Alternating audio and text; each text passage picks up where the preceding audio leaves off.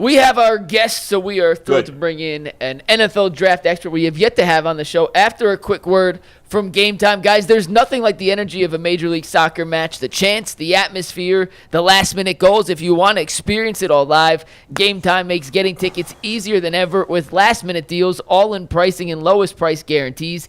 Game Time takes the guesswork out of buying MLS tickets. Plus, ticket prices actually drop as kickoff gets closer, so you can score amazing seats at a great price. Take the guesswork out of buying tickets with Game Time. Download the Game Time app, create an account, and use promo code LOCKEDON for $20 off your first purchase. Once again, create an account, redeem code LOCKEDON for $20 off. Download Game Time today. Last minute tickets, lowest prices guaranteed. And with that, we are thrilled to welcome in Jordan Reid. He covers the NFL Draft for ESPN to the Ultimate Cleveland Sports Show to talk about the Browns draft day scenarios. How you doing today, Jordan? Good. How you guys doing? Good, Jordan. Thanks for joining us. I don't know if you heard Jimmy Haslam's comments, so I'll just recap them for you just in case. But, you know, we've kind of been on with the idea of, hey, the Browns need a quarterback. If we saw them taking Shedeur Sanders if Cam Ward was gone at 1. But yesterday, Jimmy Haslam, and I know this time of the year you try not to listen to when people speak from teams, but the owner isn't as savvy a speaker as the coach and the GM who are able to keep their mouths shut. The owner kind of shoots from the cuff a lot of times. And he said specifically, you know we need a quarterback, but we're not going to reach for one at 2. We heard that, and we said, oh, well, they're not taking Shedeur Sanders now at 2, because otherwise why would the owner say that? I don't know if you heard it, but if now you have, what do you think about that? And if the Browns do pass on Shedeur Sanders at 2, are they doing the right thing, or are they making a mistake? Yeah, I actually did hear it, and I saw it just scrolling some social media yesterday, and I definitely thought it was really interesting just because everybody knows that the Browns need a quarterback. That's the worst-kept secret, even though they traded for Kenny Pickett. We know he's not the long-term answer. So it's like, what do you do going into next season? What is your answer, whether it's Kirk Cousins or if you take a guy at number 2 overall? But if we're just stacking the talent at number 2 overall, and if you take the best player available, then you're either taking Abdul Carter or Travis Hunter. Now, who do you take in that scenario? In my personal opinion, I would take Travis Hunter just because I think he's the best player in the draft. And even though the Browns don't have an immediate need, in my opinion, at corner, they do have one at wide receiver opposite of Jerry Jeudy. So you add in Travis Hunter alongside Jerry Jeudy, and then you ride it out with a Kenny Pickett or a Kirk Cousins, or if you do bring in another veteran, and you essentially punt into next year's draft to get a guy at the top of the draft if you are in position for that. And that's not to say they still can take a quarterback in the second or even the third round, whatever they choose to do. But if we're just strictly stacking the talent and we're taking the best player available, I think you have to take Travis Hunter at number 2 overall. You know, Jordan, we all kind of had the agreement. Man, I don't know about you, Dustin. Me and Lloyd did about Travis Hunter probably being the number 2 pick. The reason I said that is because I feel like in this talent, there's a lot of edge rushers that has a lot of talent and a lot of potential to be great, but we don't hear a lot about the wide receivers. Is this a thin, productive wide receiver class? You know, we've been really spoiled with really good wide receiver classes over the past 4 or 5 years, and this class is not that. And I mean, it's as simple as that. We don't have that upper echelon, top 10 type of receiver in this year's draft. I think it's more so of, top 12 to top 15 or even top 20 type guys. That's where you feel comfortable taking a Tedoroa McMillan out of Arizona or even a Matthew Golden out of Texas. But we don't have anything like what we saw in last year's class with Marvin, Neighbors, and then also Odunze. We just don't have those type of guys in this year's draft if you're just grading Travis Hunter strictly as a corner. Now, if you're grading him as a wide receiver, then yes, I believe he's definitely in that type of tier, just because I think he's such a rare talent. I mean, he can be a Justin Jefferson impact type of wide receiver. That's how highly I think of Travis. And then he can even go onto the other side of the football and do similar things as well. The player that I compared him to is Champ Bailey when he was coming out of Georgia. That's really the only data point as far as comparable player that played the number of snaps and then also had the type of impact on both sides of the ball like Travis has had. I just think he's a very rare prospect, and that's why I said he's the best player in the draft to me. Would you rather, Jordan, draft Shedeur Sanders at 2 if you're the Browns, or have Milroe or Jackson Dart late first, early second? That's a great question. Am I getting Travis Hunter in this Yes. scenario? Let's say sure. You take Hunter at 2. Yeah. That's an important part to add. Yeah. Important part to add. But yeah, I would rather take that scenario as opposed to taking Shedeur Sanders. And like I said, whenever you're inside the top 5, that's just such a distinct group of where you don't want to. Well, you don't want to miss any draft prospect or any draft slot. But when you're inside of the top 5, you want to take those difference-making type of guys. And if I can get a Travis Hunter and couple that with a Jalen Milroe or another day 2 or day 3 quarterback, I'm going to take that scenario. You know, Jordan, talking more about Travis Hunter here, like Tyvis said, he and I are on the same page here. I want them, if they're not going to take a quarterback, I absolutely want it to be Hunter at 2. And I'm of the mindset, let him play both. Obviously not every single play, but if you have an athlete who can be I know it's a different sport, but if they had forced Ohtani not to pitch or not to hit, that's a disappointment. The guy wants to do it. I'm sure he realizes that if he does do it, maybe his career is going to be shorter. But I don't know. If I were him, I'd rather be a legend for 7-8 years than be just a very good player for 10 or 12. Maybe that's easy for me to say, but he wants to do it. If I'm a team, I'm letting him do it. What say you on that? Yeah, I'm with you. And I mean, your job as a GM and a head coach is to put the best 11 guys on the field.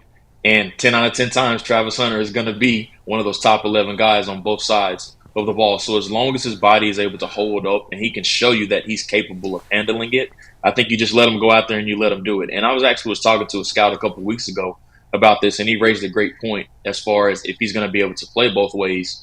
The speed of the game is quicker in the NFL, but the pace of the game is a little bit slower as far as there's going to be more huddles. The pace of it is a little bit slower. Obviously, he has to adjust to the speed of the game. Guys are bigger, faster, stronger. That's going to be a hurdle that he has to climb. But as far as the plays and the number of plays that are happening within the game, it's going to be a bit slower. So it may be a situation of where he's able to handle it. And not saying he's going to be able to play over 100 NFL snaps down in and down out. I don't think he's going to be able to do that. But if you can sprinkle him in, if you play him full-time as a corner, and then, 20 to 30 plays as a receiver, I definitely think you can do that, but also vice versa as well. If you feel more comfortable with him full-time as a receiver and then sprinkle him in as far as a nickel corner, even an outside corner, I think you just let him roll with it and see if he can handle it. Jordan, I'm going to talk to you about, as a Browns fan, we are spoiled with third-round picks. Obviously, the Deshaun Watson trade, we haven't been picking early. And we've been missing a lot in the third round, but I know you do a mock draft where you go through all 7th rounds. Who are some third-round gems that you think the Browns can get to be a difference maker? Because we've been missing in recent years. All right, I'm going to throw a question back at you. Just pick a position, and I'll give you some guys. Okay. Let's try linebacker. Yeah, so one of them, his name is Demetrius Knight out of South Carolina. He's a bit of an older prospect.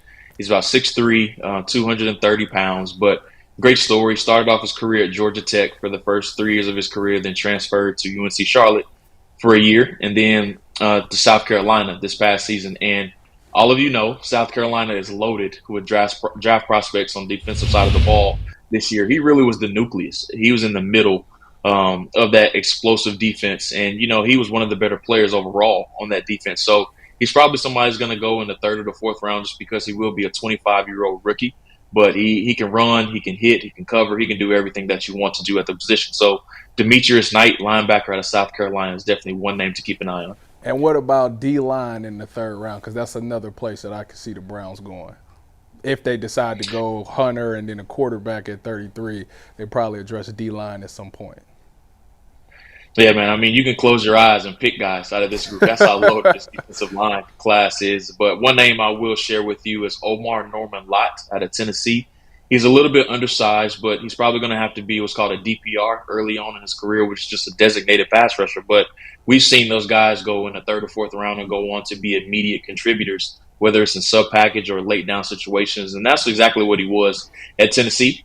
He only played in 20 or more snaps in 5 of the 13 games last year. So they treated him as a sub-package rusher in the middle, but really explosive, can penetrate the first level, can really muddy up the pocket as well. So Omar Norman Lott out of Tennessee is definitely a name to keep an eye on. Jordan, is the league turning around, in terms of running backs being valued more as opposed to in the past in terms of like where they're drafted? And also, do you have a problem with Ashton Jeanty not running a 40?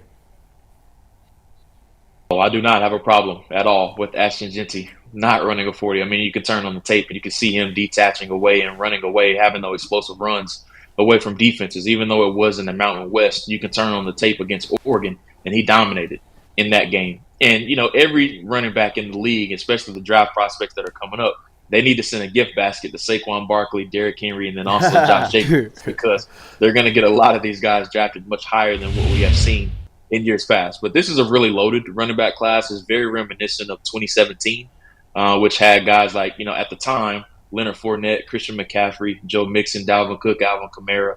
The list goes on and on of that loaded group. So there was 30 running backs drafted in that class. That was the last time that we actually got 30.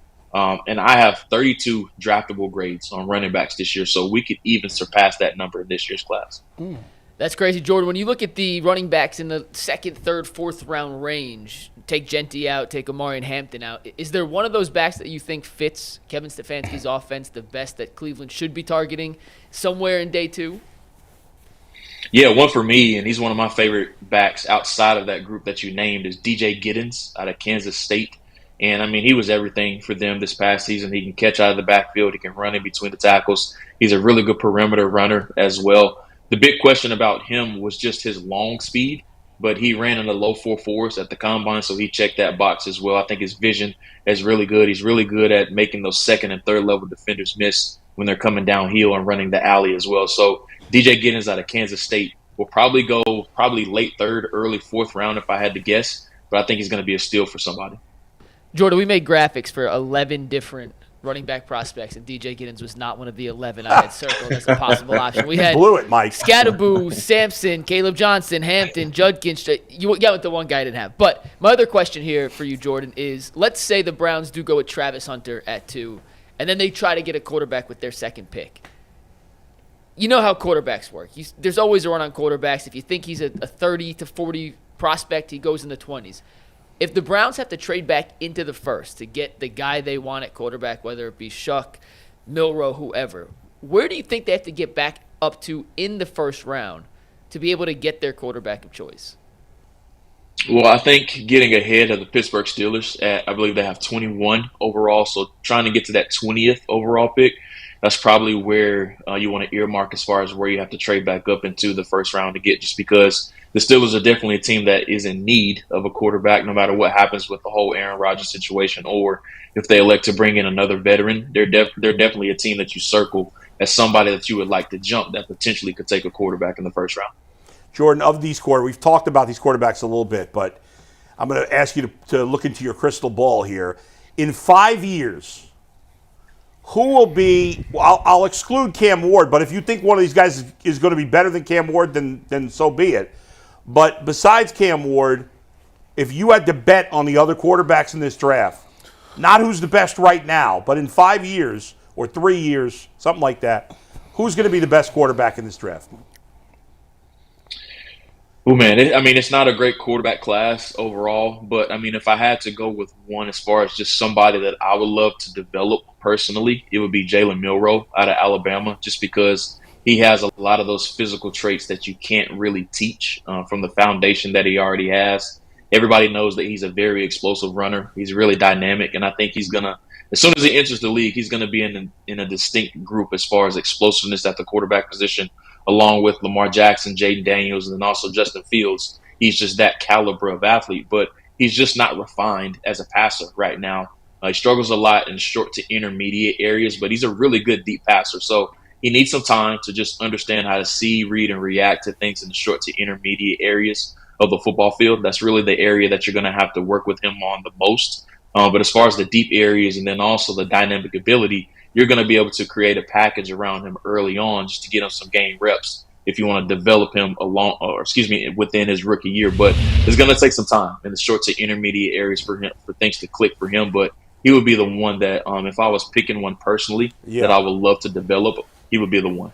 It's funny you say that, Jordan, because Dustin just said he wouldn't be surprised if they took Milroe, and we all find him fascinating. He talked about, obviously, the athletic ability is through the roof, the arm strength through the roof, by all accounts, what was that award he won for being like the smartest football Doak player? Walker. Yeah. Doak Walker. Like, so the guy's obviously intelligent, which leads me to believe he's probably going to be good at picking up offenses and all this stuff. Those are all major positives. You talked about the one negative, his touch, the short to intermediate passes. How teachable, in your opinion, we talked about it a little bit, how teachable is that? Can that get better? Because it seems like if you can fix that and fix his footwork to some degree, that the sky's the limit for him. I think it is. It's coachable, but it's just something that he has to continue to get reps with. I think it's more so of him just understanding where defenses are going to align, especially a lot of pre-snap stuff. And you see it, the Oklahoma game and the Tennessee games are the two that I point to, of where he really struggled in those areas. I think it's more so of him just understanding of how coverages are trying to attack, and then just those areas of the field of where they're trying to disguise and attack him as well. And, he was oblivious to a lot of those things, and he made some bad decisions in those games as well. So it's more so of just getting reps and then also just understanding how to execute the weak points of those coverages as well. Just one more quick follow-up. Sorry, Tyvis. Jordan, in terms of the athletic ability of Milroe, we all immediately think of Lamar Jackson. Is it fair to make that comparison? And in just athletic ability, not throwing ability, not any of that stuff. Like, how close is Milroe in terms of his speed, quickness, agility, all that talent level to a Lamar Jackson? Well, he's not Lamar. Lamar is definitely one-of-one, in my opinion. He's more so along the Justin Fields spectrum. They're very similar runners, that strong, thick body, very dense.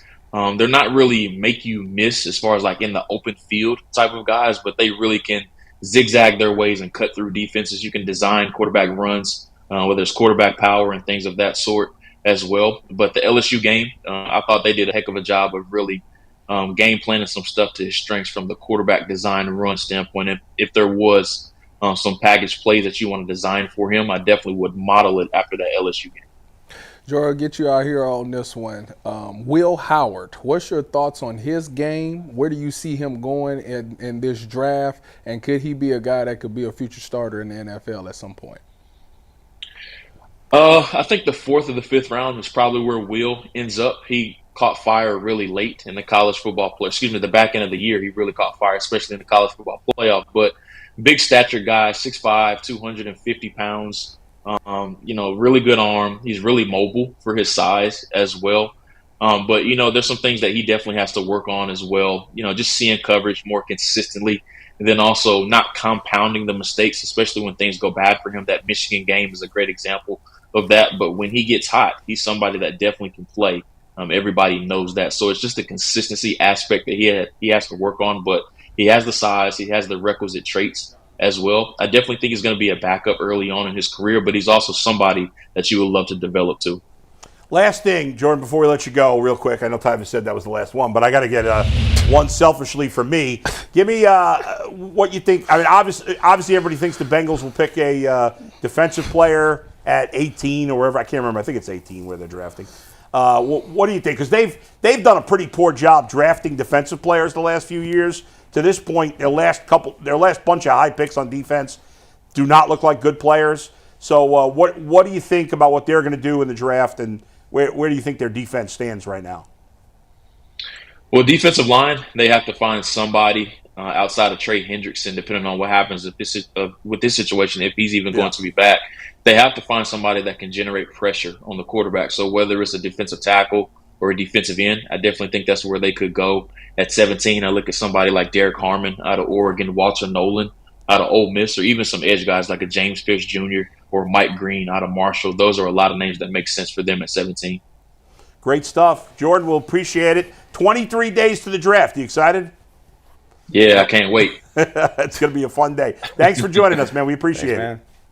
All right. Thank you, guys. There you go.